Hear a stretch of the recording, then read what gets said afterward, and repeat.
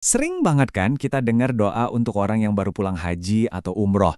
Tapi pernah nggak sih kita mikir ucapan kita itu udah paling pas belum ya menurut sunnah? Nah, di bahasan kali ini kita bakal kupas tuntas soal ini. Yuk langsung aja kita mulai.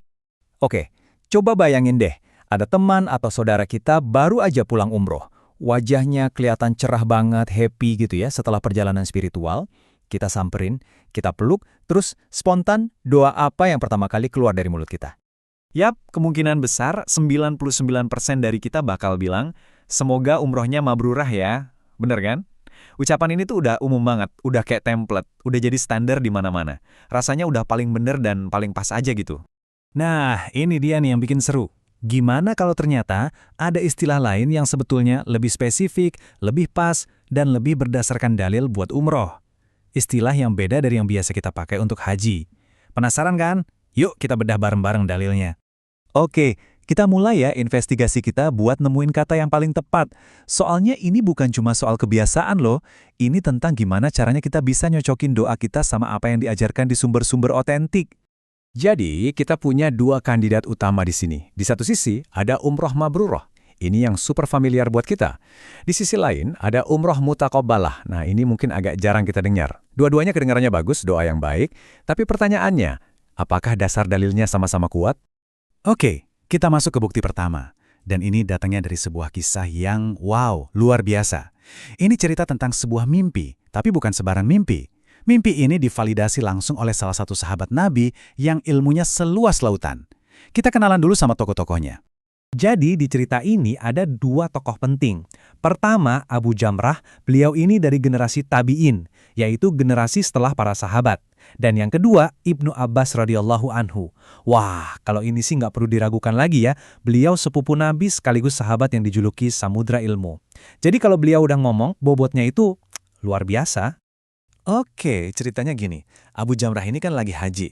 Nah, pas di sana beliau mimpi. Mimpinya tuh jelas banget. Ada suara yang ngucapin satu kalimat yang sangat spesifik. Karena ngerasa mimpi ini bukan mimpi biasa, beliau langsung dong datang ke Ibnu Abbas buat nanya, ini maksudnya apa ya? Dan inilah kalimat sakti dari mimpi itu. Coba diperhatiin baik-baik. Suara di mimpi itu bilang, haji yang mabrur dan umroh yang mutaqabbalah. Jelas banget kan bedanya? Untuk haji pakainya mabrur. Untuk umroh, pakainya mutaqabbalah. Benar-benar spesifik, nggak ketuker. Terus, gimana reaksi Ibnu Abbas pas dengar cerita itu? Beliau nggak bilang, itu cuma mimpi. Nggak sama sekali. Beliau justru menegaskan, itu adalah sunnah Nabi SAW.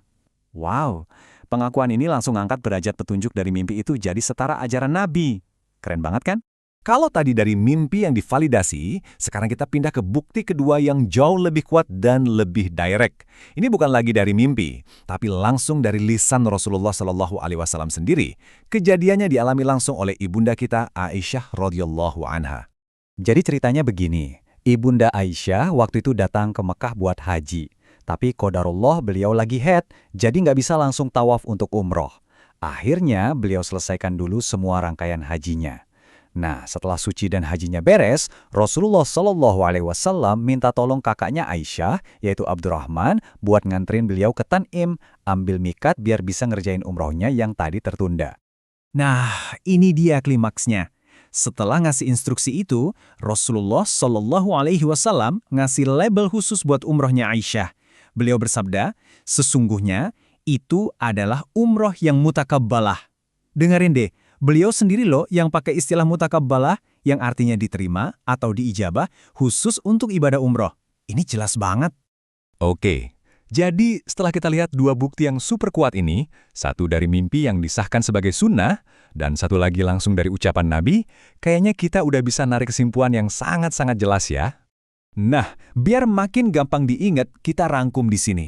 Untuk haji, istilah yang paling pas berdasarkan dalil adalah mabrur. Sumbernya dari kisah mimpi Abu Jamrah tadi. Dan untuk umroh, istilah yang paling pas adalah mutaqabbalah. Sumbernya langsung dari hadis Nabi tentang Aisyah.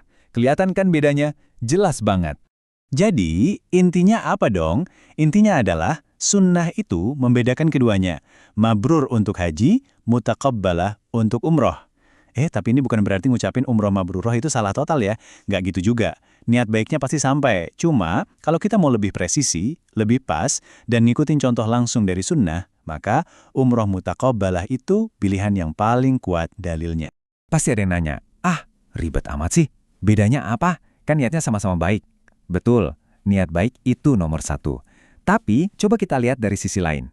Ini tuh bukan cuma soal milih kata. Ini soal usaha kita untuk nyamain frekuensi doa dan ucapan kita dengan apa yang dicontohkan Nabi SAW. Ini soal nunjukin cinta kita dengan cara ngikutin sunnahnya sedetil mungkin, bahkan buat hal-hal yang kelihatannya sepele. Tentu aja, tahu istilah yang benar itu baru langkah pertama, baru ilmunya. Pertanyaan yang jauh lebih dalam dan jauh lebih penting adalah gimana caranya biar haji kita beneran jadi mabrur dan umroh kita beneran jadi mutaqabbalah. Nah, itu dia PR buat kita semua. Jawabannya ada di amalan, bukan cuma di lisan.